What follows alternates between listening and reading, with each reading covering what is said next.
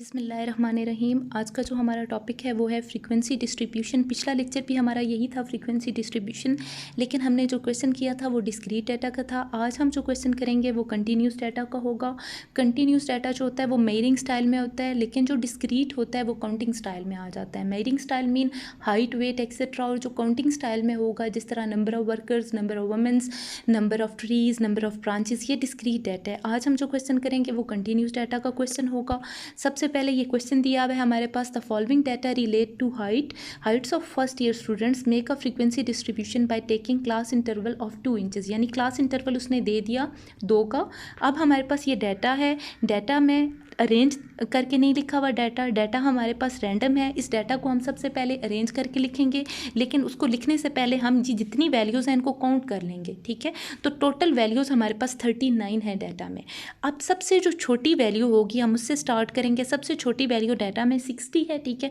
उसके बाद हम डाटा में जितनी वैल्यूज़ आएंगी उनको लिखते रहेंगे, ठीक है। फिर हम देखेंगे कि क्या डाटा में 61 आता है, 61 नहीं आता। फिर हम देखेंगे 62 है, तो 62 कितने टाइम आया है, 1। फर्स्ट रो में हमने देखा ये हमारे पास 62 है, ठीक है। उसके बाद हम जाएंगे सेकंड रो में, सेकंड रो में एक ये आया 62, फिर उसके बाद एक हमारे पास ये आया 62, और फिर ये सबसे लास्ट वाली में रो में फर्स्ट नंबर पे हमारे पास 62 दिया हुआ है। तो ये 4 टाइम 62 आया। तो हम डाटा में इसी तरह जब अरेंज करके लिखेंगे इसको, तो हम 62 को 4 टाइम ही लिखेंगे। फिर उसके बाद 63 देखेंगे हम क्या डाटा में है या नहीं है, और अगर है तो कितने टाइम दिया हुआ है उतने ही टाइम हम इसको लिखेंगे। डाटा को इस तरह हम तरतीब दे के लिखेंगे, असेंडिंग फॉर्म में या डिसेंडिंग फॉर्म में, लेकिन जो बेहतर रहता है वो हम असेंडिंग फॉर्म में इसको लिख लेते हैं। यानी सबसे छोटी वैल्यू से स्टार्ट करते हैं और सबसे एंड पे सबसे बड़ी वैल्यू जाती है। इस तरह डाटा में 60 सबसे छोटी वैल्यू और सबसे बड़ी वैल्यू हमारे पास 72 दी हुई है। फिर हम काउंट करेंगे, अगर 39 वैल्यूज़ हैं तो फिर हमारा क्वेश्चन ठीक है। उसके बाद हम जाएंगे, हम इन 3 स्टेप्स को देखेंगे। पहले स्टेप में हमने देखा कि जो डाटा है, जो क्वेश्चन है वो हाइट है, ठीक है, इंचेस में दी हुई है, मीन कंटिन्यूस वेरिएबल है। Continuous, the data indicate height measured in inches, it is a continuous variable. Number 2 पे है range is 12 as the largest and smallest value of the given data are 72 and 60 रिस्पेक्टिवली। यानी data में जो सबसे छोटी value है वो 60 है और जो सबसे बड़ी वैल्यू है वो 72 है। तो हम सबसे बड़ी वैल्यू में से छोटी वैल्यू माइनस करेंगे, 72 माइनस 60 इज इक्वल टू 12 हमारे पास रेंज है। फिर हमने जो हमारा पिछला लेक्चर था फ्रीक्वेंसी डिस्ट्रीब्यूशन का, क्वेश्चन स्टार्ट करने से पहले हमने 3 केस देखे थे। पहला केस था कि डाटा डिस्क्रीट हो और रेंज जो है वो लेस देन और इक्वल टू 15 हो। केस नंबर 2 के डाटा डिस्क्रीट हो और रेंज जो है वो ग्रेटर देन 15 हो। एंड केस नंबर 3 के डाटा कंटिन्यूस हो तो रेंज कंसीडर नहीं की जाती। तो अभी हम देख रहे हैं कि ये जो हमारा क्वेश्चन है, ठीक है, ऊपर वाले 2 स्टेप्स को देखते हुए, पहला स्टेप था कि डाटा कंटिन्यूस है और दूसरा स्टेप था कि रेंज जो है वो लेस देन 15 है। ऊपर वाला हमने जब पहला पॉइंट देख लिया कि डाटा कंटिन्यूस है तो रेंज मैटर नहीं करती, तो ये केस नंबर 3 में हमारा प्रॉब्लम आता है।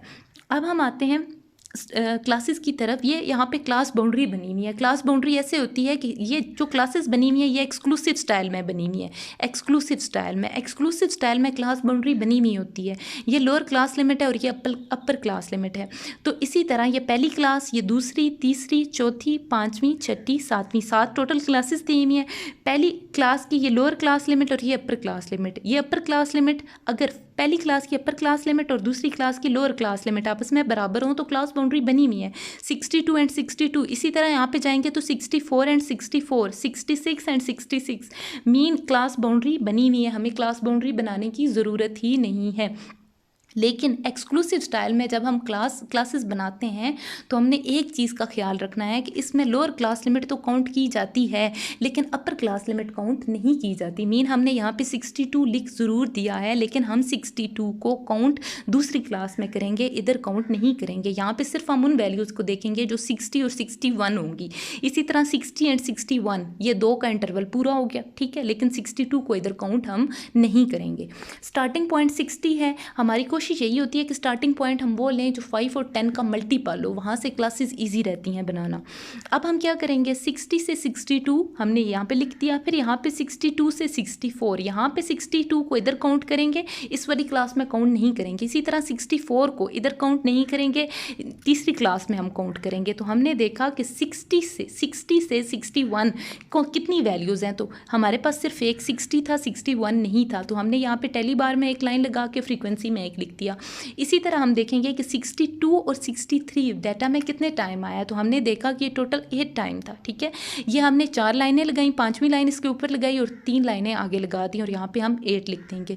इसी तरह हम देखेंगे कि 64 और 65 डाटा में कितने टाइम आया, तो ये हमारे पास 11 टाइम था। हमने यहाँ पे 5 5 10, ठीक है, और ये एक 11। यहाँ पे इसी तरह हम फ्रीक्वेंसी में लिखते जाएंगे और फिर हम इसको ऐड करेंगे, तो अगर ये 39 है तो हमारा क्वेश्चन ठीक हुआ है। फिर हम लास्ट स्टेप में आएंगे कि लास्ट स्टेप में हमने ये क्लासेस लिख दी और क्लासेस के सामने हमने ये नंबर ऑफ स्टूडेंट यानी कि फ्रीक्वेंसी लिख दी और ये था हमारे पास 39। ठीक है, तो ये था आज का हमारा topic frequency distribution continuous data में। इंशाल्लाह जो हमारा अगला टॉपिक होगा उसमें हम इसी क्वेश्चन को देखेंगे, लेकिन जो क्लासेस होंगी वो इंक्लूसिव स्टाइल में आ जाएंगी।